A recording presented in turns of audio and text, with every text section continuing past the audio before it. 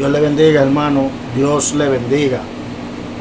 Le damos gracias al Señor porque una vez más podemos estar aquí utilizando esta plataforma para bendición de nuestras almas. Amén.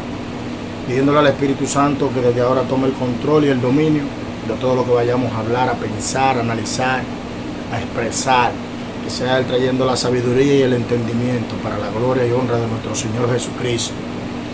Bueno, como cada sábado, hermano, tenemos la oportunidad de subir estos videos, estos estudios, estos análisis que hacemos, sabiendo que el único objetivo de esto es glorificar y exaltar el dulce nombre del Señor y alcanzar las almas y edificar nuestras vidas, hermano, crecer cada día más en el conocimiento de nuestro Señor Jesucristo. Y de una vez más, hermano, que el tema que tenemos es un tema muy interesante y es la autojustificación y el pecado que esto representa.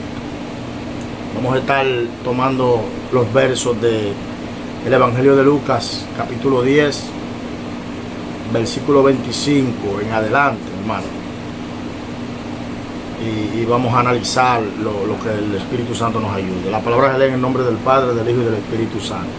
Y he aquí un doctor de la ley se levantó para tentarlo. Oiga esto, toma en cuenta esa palabra, para tentarlo, diciendo: Maestro, ¿qué haré para heredar la vida eterna?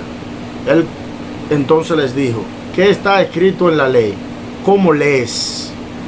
Y él respondió, dijo: amarás al Señor tu Dios de todo corazón, con toda tu alma y con todas tus fuerzas y con toda tu mente, y a tu prójimo como a ti mismo. Padre, en el nombre de Jesús te damos gracias, Dios. Padre amado, en esta hora entramos, Dios mío, Padre, en comunión contigo, para que tú nos ayudes, Dios mío, Padre amado, en este estudio que vamos a dar, Dios mío, amado, ayúdanos, Dios, corrígenos, enséñanos, dirígenos, Espíritu Santo, y que tus palabras vengan a nuestros corazones, a nuestra mente, a nuestro corazón, y sean de bendición, Dios mío, y que tomemos, Dios mío, Padre amado, las percatas minutas, Dios mío, para que nuestras vidas puedan dirigirse conforme a tu voluntad. En el nombre de Jesús, amén. Hermano, la autojustificación. La autojustificación, hermano. Como seres humanos nosotros siempre, hermano, de una u otra forma, buscamos la forma de justificar, hermano, de algún medio, nuestras opiniones, nuestros pensamientos, nuestras ideas, nuestras actitudes, nuestras acciones. Hermano, tratamos de justificarla de una u otra forma, hermano, para convencernos a nosotros mismos y al público que nos rodea de que nosotros estamos bien, hermano, y que lo que nosotros creemos, entendemos, pensamos, hacemos, decimos, o de la manera que nos comportamos, está en lo correcto. Y caemos en el error, hermano, de pensar de que somos perfectos y que no tenemos imperfección en nuestras vidas. Y tenemos que saber, hermano, que somos seres imperfectos, que la imperfección vino, hermano, después que el pecado entró en la vida del hombre, hermano. Y que el único que puede hacernos perfectos o considerarnos perfectos, o mejor dicho justo, que es la palabra adecuada en este tema, el único que puede justificarnos por su gracia es el Señor, hermano.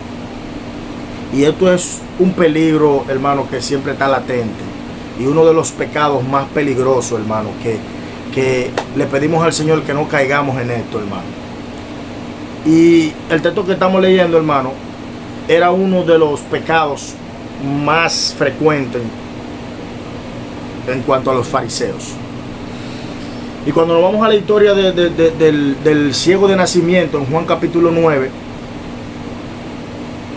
nos damos cuenta, hermano, que Jesús, luego del milagro, luego del confrontamiento que tiene el ciego con los líderes y aún con su mismo padre,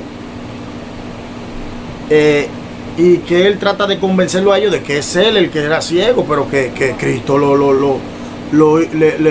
volvió la vista. Cristo más adelante se encuentra con él y después tiene un enfrentamiento con los fariseos, y Cristo le dice una palabra, hermano, fuerte. Y Cristo le dice a ellos que como ellos entienden que no tienen pecado, en sus pecados moriréis. Cristo se lo dice claramente a ellos, hermano. Y eso nos lleva a nosotros a un entendimiento del peligro, hermano, que es la autojustificación. Y tenemos que tener mucho cuidado con eso. ¿Entiendes? Entonces, cuando buscamos en Juan, vamos a leerlo, hermano. Juan dice: oyó Jesús que habían echado fuera, y hallándolo le dijo: ¿crees tú en el Hijo del Hombre? Él respondió, él dijo: ¿y quién es el Señor para que crea en él? Jesús le dijo: no solo lo has visto, sino que él que habla contigo, él es. Jesús le dice, le trae esta revelación al ciego de nacimiento.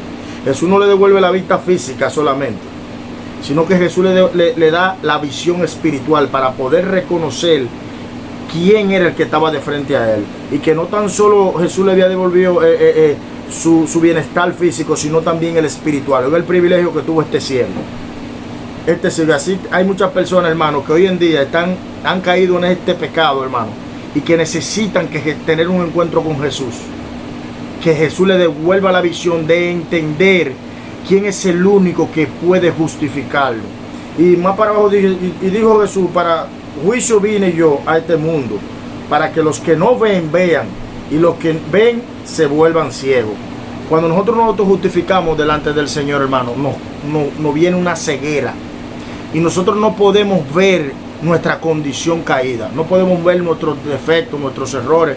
No podemos darnos cuenta cuando estamos caminando mal, hermano. Y esa ceguera no nos permite reconocer, hermano, que estamos mal delante de Dios y que necesitamos ayuda, necesitamos ser justificados nuevamente delante de Dios. Pero lo más penoso de esto es que esa ceguera no nos deja ver nuestra condición, pero muchas veces nosotros vemos la condición de los demás y empezamos a justificar nuestros medios por los errores de los demás. Empezamos a juzgar a los demás, empezamos a tratar de quitarle a los demás, hermano, la paja que tienen en su ojo, y no vemos la viga, el palo, el tronco que tenemos en el nuestro, porque la autojustificación ciega. Y lo vamos a ver más adelante. Mírenlo aquí, hermano. Dice: oyeron esto algunos de los fariseos que estaban con él, y les dijeron: ¿acaso también nosotros somos ciegos? Oiga lo que ellos le dicen: ¿acaso somos ciegos?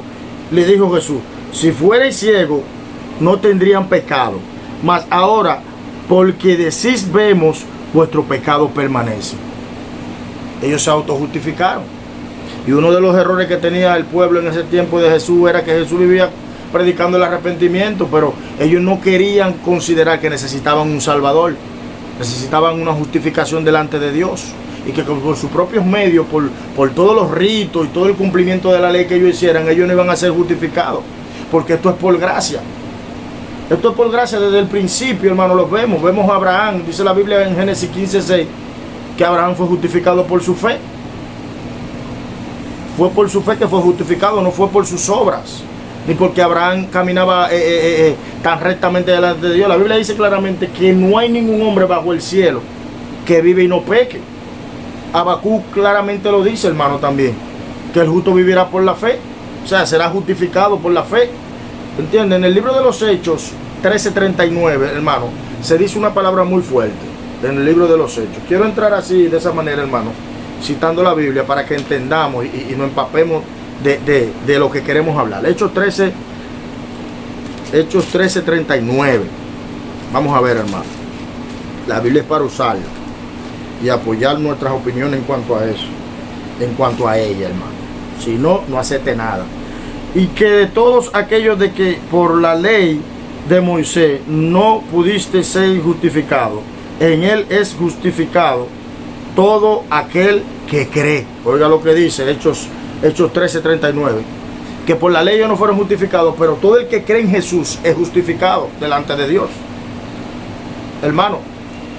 Porque la autojustificación, hermano, es un peligro, es un pecado terrible delante de la presencia de Dios. Juan dice claramente, Juan en su epístola dice claramente, que si decimos que no tenemos pecado, le hacemos a él mentiroso. Cuando usted se autojustifica, porque autojustificarse es, hermano, es no aceptar mi condición de pecador. Entonces, cuando usted no acepta su condición de pecador y de que usted necesita de Dios, necesita de Jesús, usted le está diciendo a Dios que usted no lo necesita. y que todo lo que está escrito en cuanto a la caída, la caída del hombre y su pecaminosidad por naturaleza, y que necesita un salvador, un intercesor, alguien que interceda por él y que pague el precio, pague la multa de sus transgresiones, usted le está diciendo a Dios que es un mentiroso. Oiga el peligro del pecado. Cuando nos vamos hermano, a Romanos 3, 24, 26. Cheque esto es poderoso, hermano. Esto es poderoso. Yo sé que vamos a salir edificados y vamos a cambiar nuestra manera de pensar, mi hermano. 24, 26. 3, 24, 26. Dice claramente, óigalo aquí. Siendo justificado gratuitamente, oiga esto, justificado gratuitamente. Nosotros no tenemos ninguna cualidad, no tenemos ninguna forma, nada que podamos hacer para ser justificados y ser agradable delante de la presencia de Dios y recibir salvación. Dice, por su gracia, mediante la redención que es en Cristo Jesús. Y esta palabra de redención es muy importante. Esta palabra redención nos lleva a pensar en la cultura de aquel tiempo y cómo se utilizaba. Eran esos esclavos que estaban en venta, hermano, y que había que pagar un alto precio para poder libertar estos esclavos. Y eso nos lleva a nosotros a pensar nuestra condición, hermano. Nosotros no teníamos ninguna forma de ser libres del pecado, pero Cristo nos libertó, nos redimió, hermano, pagó el precio, intercedió por nosotros, a quien Dios puso como propiciación por medio de la fe en su sangre, para manifestar su justicia a causa de haber pasado por alto en su paciencia los pecados pasados. Oiga esto, hermano. Es por fe, hermano. Usted no tiene ninguna cualidad, usted no tiene ninguna condición para ser justificado delante del Padre. ¿Entiende? Entonces, cuando vamos a Lucas, hermano, Lucas 18, 9 al 14, vemos una historia, hermano, muy poderosa y muy fuerte y que nos confronta a nosotros. Y es del fariseo y el publicano. El fariseo vivía justificándose, hermano, y señalando la falta del publicano. ¿Entienden? Más el publicano, él reconocía su condición delante de Dios y que no era digno, hermano, de recibir la gracia, de recibir la justificación delante de Dios.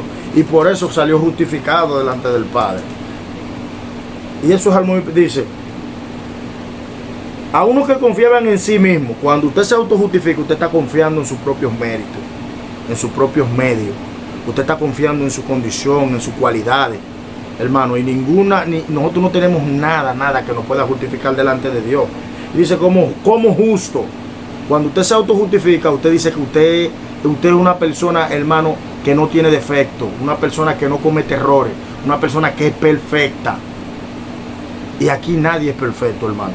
Aquí todos cometemos errores, todos nos equivocamos. Y dice, y menospreciaban, oiga, el que se autojustifica siempre, hermano, toma la postura, hermano, de espiar sus errores y sus equivocaciones, justificándose en que los demás lo están juzgando, en que los demás lo están condenando, en que los demás se han cogido con ellos.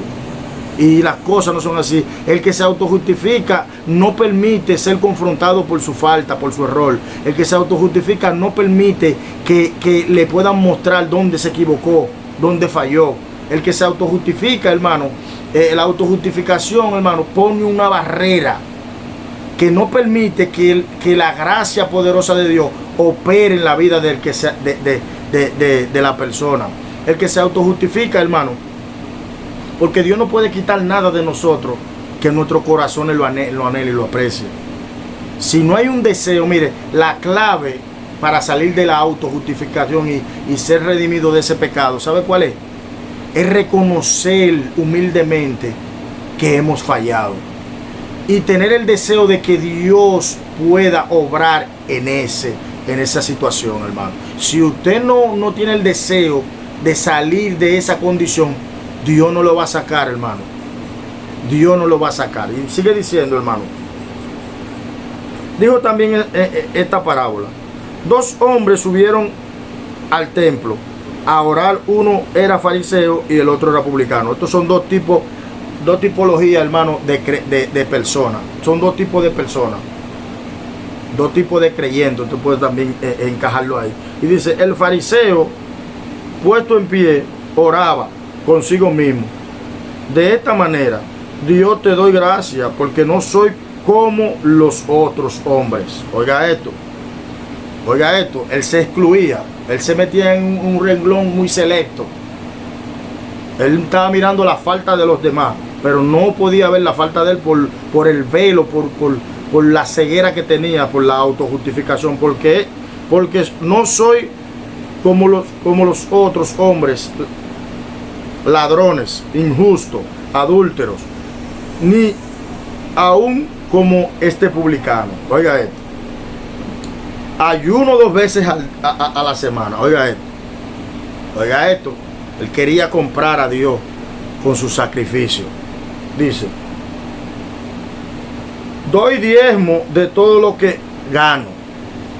Oiga esto. Doy diezmo de todo lo que gano. Usted no va a comprar a Dios. Con nada de lo que usted haga, usted va a comprar el favor de Dios. Usted puede dar el diezmo más grande en su congregación, y eso no le acredita a usted que su vida está rectamente delante de la presencia de Dios. La Biblia dice claramente que hay muchas personas, hermano, muchas personas que tienen apariencia de piedad, pero con sus hechos, hermano, la niegan. Oiga esto, dice, mas el publicano, estando lejos, oiga, ni quería acercarse. Oiga, él no quería ni acercarse a la cosa santa. Se mantenía de lejos porque él reconocía que era un hombre inmundo, impuro. No quería ni aún alzar los ojos, ni mirar al cielo, hermano. Porque la persona, cuando reconoce su condición y su falta, hermano, sabe y reconoce la santidad de Dios y se mantiene lejos. Hace como Pedro. Apártate de mí, Señor, porque soy hombre pecador. En ese momento Pedro reconoció la santidad, hermano, y se alejó, reconoció su condición. No quería ni aún alzar los ojos al cielo, sino que se golpeaba el pecho. Oiga esto, hermano, en arrepentimiento, señal de arrepentimiento, diciendo, Dios, sé propicio a mí, pecador. Dice, Dios mío, haz algo. Porque si no tomamos esta postura del publicano, hermano, y reconocemos nuestra condición y pedimos a Dios que obre en nuestra condición, hermano, Dios no puede obrar. Dice, Dios mío, sé propicio. Tú eres el único que puede sacarme de esta condición. Tú eres el único que puede justificarme y declararme justo delante de ti. Tenemos que tomar, hermano, carta en esto, hermano. Dice Cristo, os digo que este descendió a su casa justificado antes que el otro. Porque cualquiera que se enaltece, la autojustificación no enaltece, no eleva el ego, hermano. La arrogancia, la soberbia, el orgullo nos eleva. Nos creemos mejor que los demás, caemos en el espíritu fariseo, nos creemos más santos que los demás. No nos deja ver nuestra condición, no nos deja reconocer nuestra condición delante de Dios, hermano. Hermano, cuando entramos a Lucas, hermano, y entramos en este tema,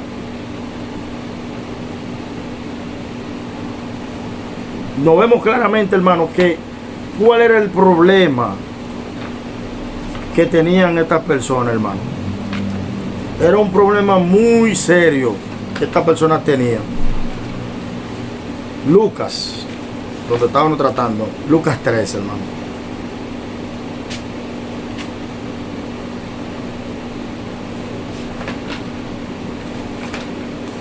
Aleluya, poderoso es el Señor.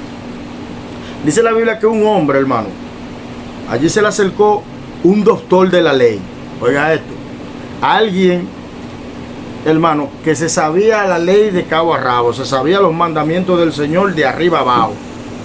Alguien, hermano, que tenía la encomienda de aplicar, de enseñar y de hacer que se aplique la palabra del Señor.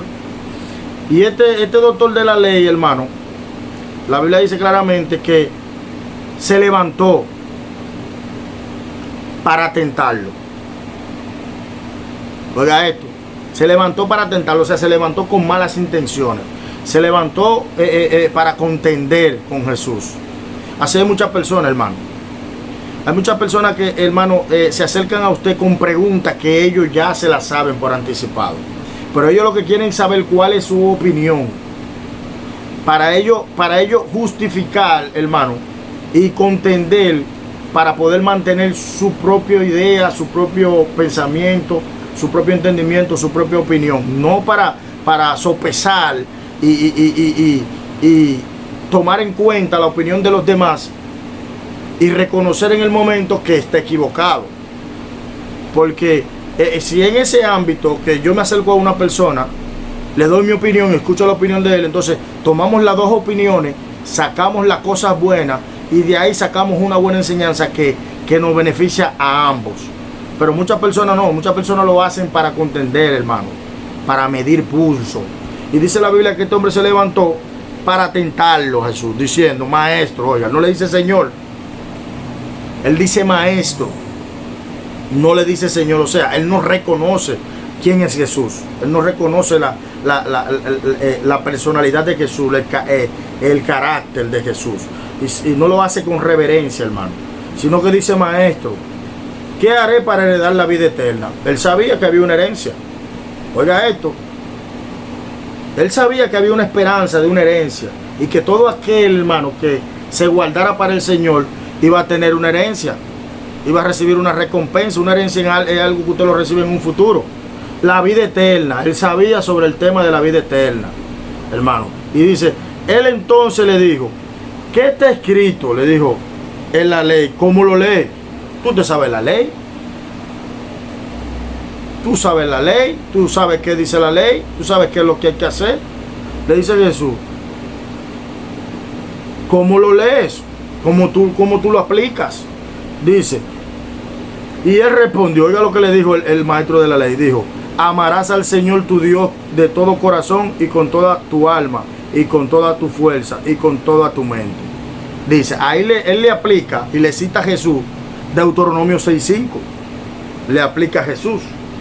Pero él le añade algo, oiga esto, oiga la maldad de este hombre, le añade algo que está en Levítico 19:18. Oiga, dice, y a tu prójimo como a ti mismo, porque cuando usted lee Deuteronomio 6:5, esta parte que abarca el amor al prójimo, el amor a Dios y el amor al prójimo, no está, sino que se encuentra en Levítico. Él le cita dos pasajes de Jesús, dos pasajes poderosos, dos pasajes contundentes, hermano. Pero él lo que se le olvidaba es que el que estaba de frente a él fue quien escribió, fue quien recitó, fue quien hizo la ley, fue quien le entregó la ley a Moisés. Ahí estaba el mejor teólogo, el mejor predicador, el mejor estudioso que ha podido existir sobre esta tierra, sobre el cielo y la tierra, estaba allí, él lo tenía de frente. Y él quería, hermano, presionar a Jesús con esto. Pero oiga la respuesta del maestro, que el maestro sabía, hermano, en su sabiduría del Señor, dice, y le dijo, rectamente has respondido, haz esto y vivirás. Oiga lo que le dice Jesús. No es simple y llanamente tú saberla ni entenderla, sino aplicártela. Lo que te da vida es aplicártela. Lo que te puede dar la vida eterna, lo que te puede hacer llegar a la vida eterna, es aplicarla, es vivirla, es ponerla en práctica, le dice Jesús. Y lo más difícil de la palabra, hermano, no es aprenderse la palabra, porque usted habla con un abogado y un abogado le va a citar muchos pasajes de la ley, del Pentateuco, porque ellos utilizan muchos pasajes y analizan muchos pasajes de eso, hermano, en su carrera. Es igual que un pediatra o un psicólogo infantil. Ellos leen proverbios y muchas veces mandan a las madres a leerle proverbios, a ponerle a leer proverbios a los niños, ¿entiendes? Pero no lo viven, no viven esa palabra. Y Cristo le dice, oh, creo porque bien, tú has respondido rectamente, muy bien has respondido, pero haz esto y vivirás, vívela, dice Jesús. Pero él queriendo justificarse, oiga esto, hermano, él queriendo justificarse dijo a Jesús, ¿y quién es mi prójimo? Oiga la pregunta que él le hace a Jesús. Oiga esto, hermano, oiga la maldad, el veneno, oiga hasta dónde nos lleva, hermano, la condición de autojustificación. Oiga esto, hermano, y él queriendo justificarse sigue insistiendo y le dice, ¿quién es mi prójimo? Entonces el maestro, hermano, era fuerte. El Señor era fuerte, hermano. Oiga. Y respondiendo Jesús le dijo, cierto hombre baja de Jerusalén a Jericó y cayó en manos de salteadores, los cuales también, después de desnudarle y golpearle, se fueron dejándolo medio muerto. Oiga lo que Jesús, oiga esto, hermano, oiga qué poderoso es esto. Y aquí vamos a hacer un paréntesis, hermano. Y mientras yo analizaba esto, hermano,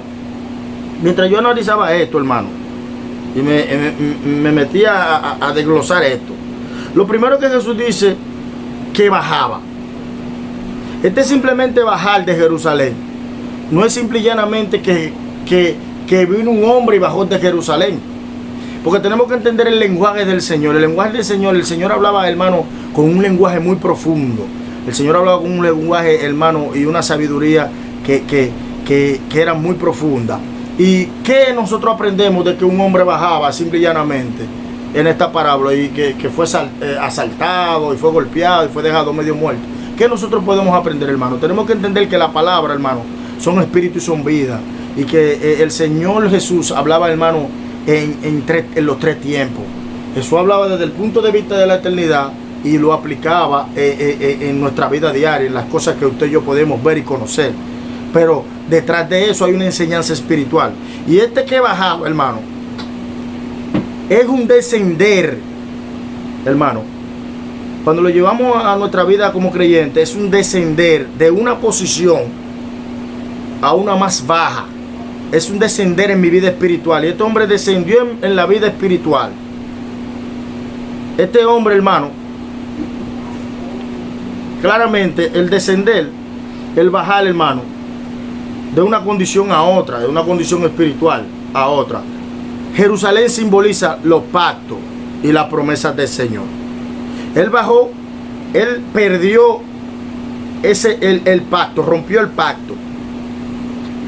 Perdió las promesas, hermano, porque cuando caemos en pecado, cuando estamos en una condición, en una mala condición delante del Señor, nosotros y rompemos el pacto, perdemos la promesa, perdemos el favor, perdemos, hermano, la gracia del Señor. Y este bajó de Jerusalén a Jericó. Jericó simboliza el pecado, hermano. Jericó simboliza, hermano, la idolatría.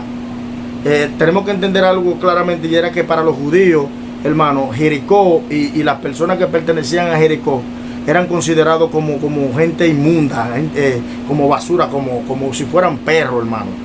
Había una enemistad entre los judíos y la gente de Jericó, y ellos no se juntaban unos con los otros. Y dice la Biblia, hermano, que él descendió a Jericó y cayó. Oiga, porque cuando empezamos a descender, hermano, si no tomamos carta en el asunto, cuando caemos en la autojustificación, hermano, empezamos a desagradar a Dios y entramos en una condición, hermano, donde no podemos entrar a la presencia de Dios y apestamos en la presencia de Dios. Y tarde que temprano, si no tomamos carta en el asunto, vamos a caer, hermano, vamos a caer. Y cuando caemos, no caemos nosotros en nuestra vida espiritual solamente, sino que todo el cerco, toda la cobertura, hermano, las murallas que Dios tiene a nuestro alrededor para que el enemigo no pueda operar en nuestra contra, se caen y somos una presa fácil para el Señor. Y dice, y cayó en manos de salteadores. Esto de los salteadores, hermano, la Biblia dice claramente que Satanás vino a hurtar, a matar y a destruir. Que Satanás vino a hurtar es robar, hermano, a asaltar, a matar y a destruir, pero que Cristo vino a dar vida y vida en abundancia. Dice claramente, y estos salteadores, hermano, los espíritus inmundos nos asaltan cuando nuestras murallas están caídas, cuando el cerco de Dios está caído. Recuerden la historia de Job, hermano. Había un cerco, Satanás no podía operar, los demonios no podían operar. Pero cuando Dios quitó el cerco, ellos operaron en contra de la vida de Job y devastaron y asaltaron a Job, hermano. Y dice, y lo golpearon. Somos golpeados, hermano. El pecado no maltrata. El enemigo no maltrata, hermano. Y dice, y se fueron dejándolo medio muerto. Oiga esto, oiga la suerte que tuvo este hombre. Lo dejaron medio muerto, no lo mataron. En la misericordia de Dios no terminaron con la vida de este hombre. Pero tenemos que tener algo, no podemos tentar la misericordia del Señor. Hermano, si estamos en esta condición, tenemos que tomar carta en el asunto, hermano. Si estamos descendiendo, hermano, si hemos rompido el pacto, si hemos perdido, hermano, la gracia del Señor, la comunión con Dios, hermano, no dejemos caer, no terminemos de caer al suelo. Hermano, levantemos nuestra muralla, busquemos al Señor, reconozcamos nuestra condición al Señor y pidamos ser justificados nuevamente para que podamos entrar en un nuevo pacto con el Señor. Y ese nuevo pacto solamente lo podemos conseguir por la gracia de nuestro Señor Jesucristo, por la fe en Cristo Jesús. Así que en esta noche te digo, vuélvete al Señor, volvámonos al Señor, hermano. Dejemos de autojustificarnos y entendamos que sin el Señor no somos nada. Y dice, y por coincidencia, oiga esto, por coincidencia, por una bienaventuranza, por misericordia, o vamos a decirlo en un buen dominicano, de chepa, cierto sacerdote, oiga esto, y sabemos que en Dios no hay coincidencia, sino diosidencia. Y dice, hermano, cierto sacerdote, número uno, el sacerdote era la representación de Dios delante del pueblo. El sacerdote estaba a cargo, hermano, de presentar sacrificio por el pueblo, por los pecados del pueblo. Tenía que interceder por el pueblo. Era la obligación del sacerdote. Es la obligación de todo pastor hoy en día, interceder, velar, orar, hermano, clamar por el pueblo. Y si hay alguno caído, hermano, olvidarse de cualquier diferencia, hermano, y acudir en ayuda, levantar a esa oveja caída. Si hay alguna vez herida, sanar la herida de la oveja. Pero tenemos que entender algo, y es algo visible, y es que muchas veces nosotros como ministros, como líderes, hermano, tenemos ciertas diferencias con algunos hermanos, con algunas ovejitas, hermano, y podemos ver las ovejitas en peligro de caer por el despeñadero y no usamos, hermano, el bastón, no usamos, hermano, el callado, y jalamos a esa ovejita para que no caiga, hermano. Pero muchas veces también nosotros como ovejas no nos dejamos disciplinar. Y dice luego, bajando por aquel camino, y al verlo pasó por el lado opuesto. O sea, lo esquivó, hermano. Vio la situación, vio el problema, la condición, el peligro por el cual estaba el hermano. Hermano, no se acercó a cumplir con su obligación. Y dice que tomó otro camino. Dice luego, igualmente también un levita. El levita era un grupo selecto, seleccionado por el mismo Dios, escogido por Dios. Tenían que ser gente pura, santa, hermano. Entonces, dice la Biblia que el levita, hermano, el levita tampoco se acercó. El levita representaba, hermano, un grupo selecto, a un grupo que tenía Dios, un grupo puro, santo, de parte de Dios, hermano, y no se acercó a acudir a este hombre. Dice que también pasó por el lado opuesto, y luego, hermano, dice que también vino por aquí, hermano. Dice también que luego pasó un samaritano. Recuerden que entre los judíos y los samaritanos no se llevaban entre sí. Había una guerra de poder, de posición. Había un orgullo del judío que no le permitía aceptar al levita también como parte del pueblo de Dios. Un levita y un judío no habitaban debajo de un mismo techo.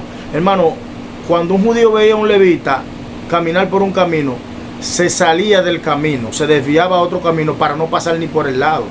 Un levita bajaba el rostro para no mirar el rostro del publicano, porque para ellos eran animales, eran como perros, eran gente inmunda, gente desagradable. Ellos desechaban, menospreciaban al levita. Y la autojustificación, esto es lo que hace. La autojustificación no nos permite a nosotros, hermano, ayudarnos a nosotros mismos, ni ayudar al prójimo, ni ayudar al otro.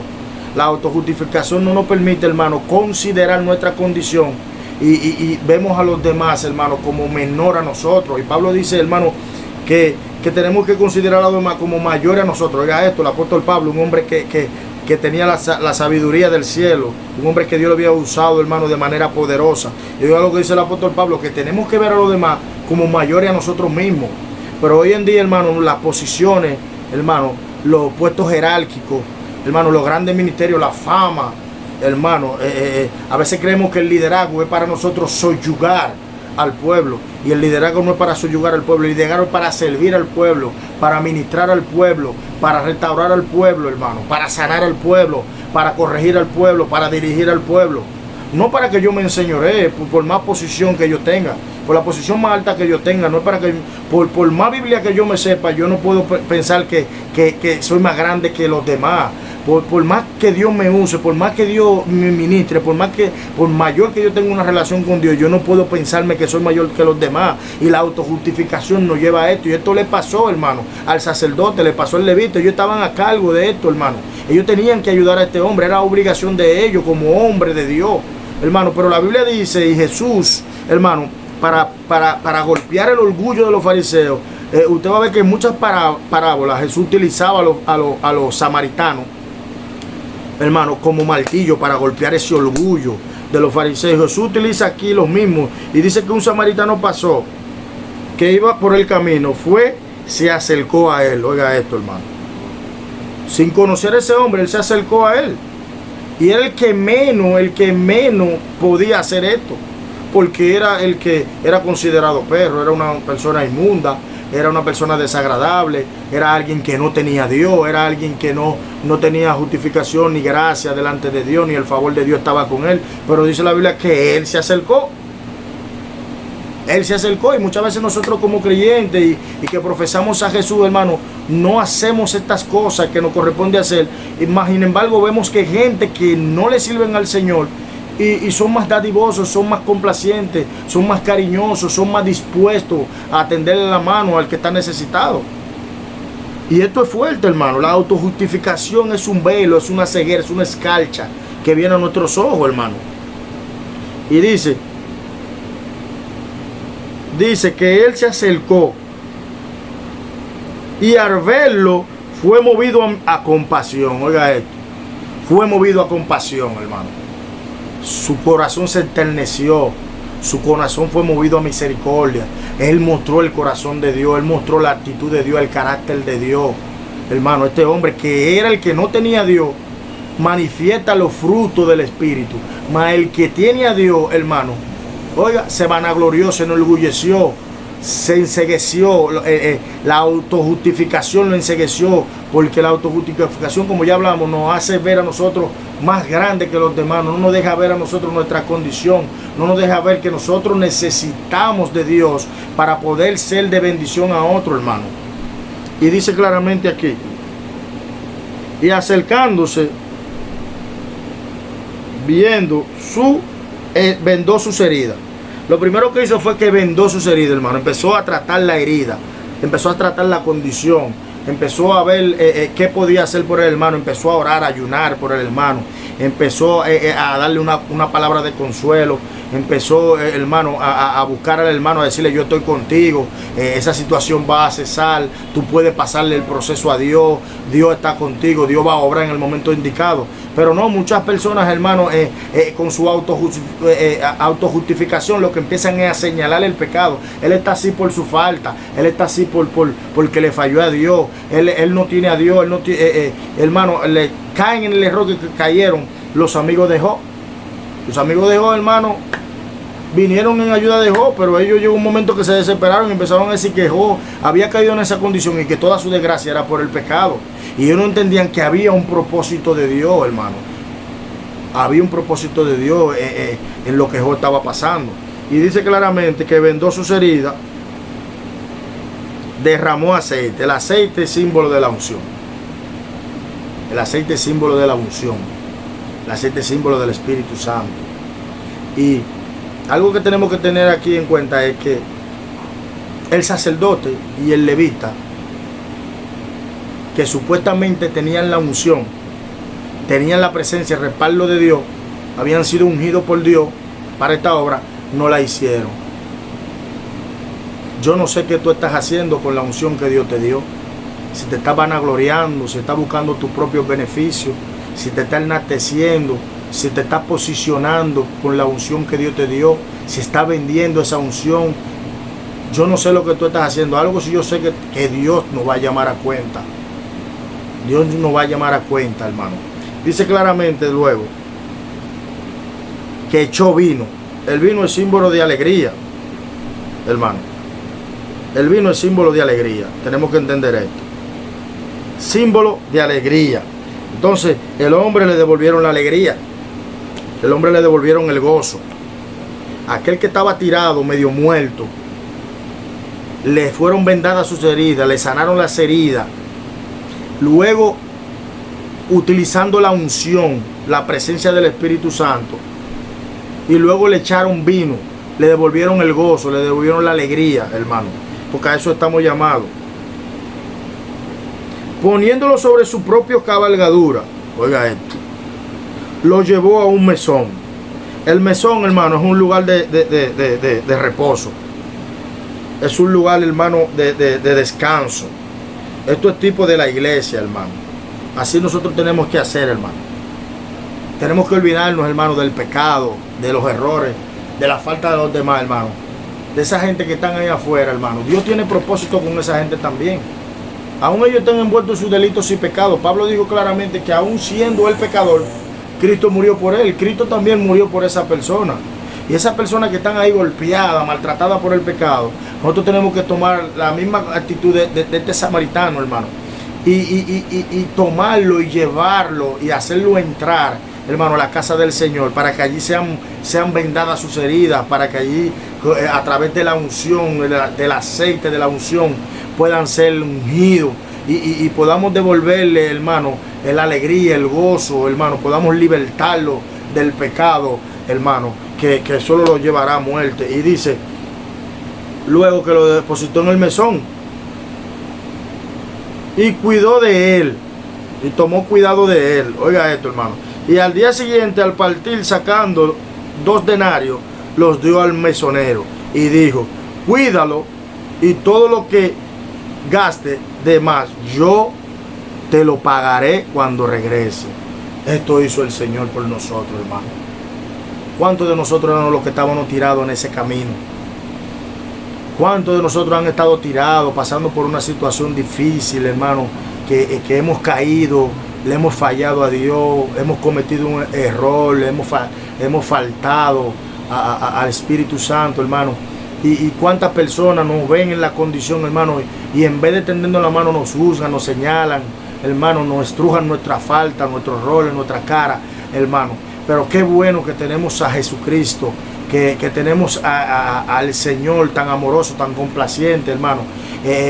Por eso te digo en esta noche que no importa tu pecado, hay alguien que puede pagar el precio, hay alguien que pagó el precio en la cruz del Calvario por ti, hay alguien que puede levantarte, hay alguien que puede sanar tu herida, hay alguien que puede devolverte el gozo, la felicidad, el bienestar, la paz, la tranquilidad, hay alguien que te puede poner en una condición agradable y justa delante de la presencia del Padre. Ese es Jesús, ese es el único camino, es la única verdad y es la única vida, hermano.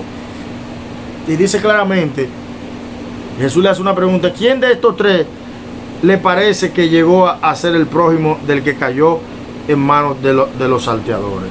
Y él dijo, el que hizo de misericordia. Así tenemos que nosotros hacer de misericordia, hermano, por los demás. Tenemos que hacer de misericordia, hermano. Esto no consiste en sabernos la Biblia. Esto no consiste, hermano, en tener la revelación. Esto consiste, hermano, en tener misericordia del que se está cayendo, del que está pasando por una situación adversa.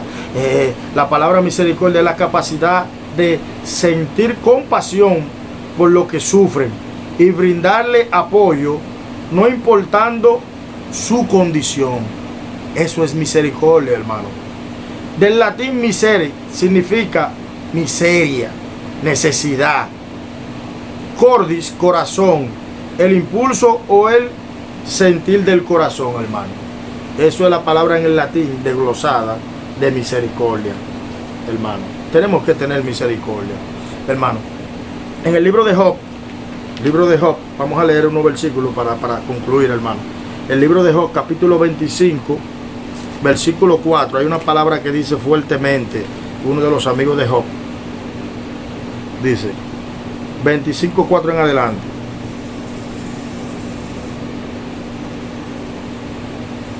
Dice, Job 25 en adelante. Job 25:4 en adelante. Míralo aquí, mi hermano. Lo encontré. Aleluya. ¿Cómo pues justificará el hombre? Se justificará el hombre para con Dios. ¿Y cómo será limpio el que nace de mujer? He aquí que aún la misma luna será resplandeciente, ni las estrellas son limpias delante de sus ojos. Cuanto menos el hombre, que es un gusano, y el hijo del hombre también gusano. Oiga esto, hermano. No hay forma en que nosotros seamos justificados delante del Señor, hermano. Hay una historia muy palpable, y es la historia de Saúl. Con esto vamos a concluir, hermano, que creo que con esto ya nosotros podemos entender. Y es que Saúl, hermano, uno del pecado más atroz, y que lo llevó a catapultarse y a perder la presencia de Dios, a ser rechazado por Dios, porque Dios rechaza, desecha gente. Hay personas que no les gusta oír esta palabra, es muy fuerte, pero Dios desecha gente. Cuando usted se vuelve obstinado y se autojustifica, Dios en cualquier momento se va a cansar y lo va a desechar. Y usted sabe la historia de Saúl. En una ocasión Saúl se fue, hermano, y empezó a hacer sacrificios que no le correspondían. Y luego llegó Samuel, y él, en vez de reconocer que se había equivocado, Samuel le dijo: has actuado locamente. Has actuado locamente, hermano. Empezó a justificarse. Luego, cuando la historia de Amalek, Samuel viene delante de él y dice que él había cumplido con la ordenanza de Jehová, su Dios. Entonces, de Jehová, tu Dios. Pero entonces dice Samuel: pero ¿y este balido de vaca que yo oigo? Dice Samuel: este balido de vaca que yo oigo. Porque Saúl, hermano, se vivía autojustificando. Hermano, rompamos con la autojustificación. Permitamos a la Dios obrar en nuestra condición, para que el Señor vuelva a poner su gracia, su misericordia delante de nosotros. El pecado de la autojustificación, hermano. La autojustificación. Así que por aquí su hermano Alfredo, le damos gracias al Señor. Padre, te doy gracias en esta hora, Dios mío, he concluido. He entendido, Dios mío, que hasta aquí tú me has ayudado, Dios, porque la ciencia, la sabiduría es tuya. Padre amado, espero que estas palabras, Dios mío, hagan efecto en nuestras vidas, en nuestros corazones, y que cambiemos toda mala actitud delante de ti, Dios mío, y que podamos permitir que tu espíritu rompa, Dios mío, que tu espíritu quebrante, Dios mío, toda autojustificación, y que reconozcamos que delante de ti nadie es puro, nadie es limpio delante de ti, sino que tu amor, tu gracia y la obra de tu Hijo en la cruz, Padre, nos han justificado delante de ti, y tú nos consideras justos, Señor amado. En el nombre de Jesús, Padre amado, te pido, Dios, que tú obres, Padre amado. Toda la gloria y la honra es tuya, amado. Por aquí, hermano, la luz de la palabra, hermano. Síganos en YouTube, hermano, y compartan estos videos que son de suma bendición para nosotros. Dios le bendiga, Dios le guarde. Su hermano Alfredo, el próximo sábado.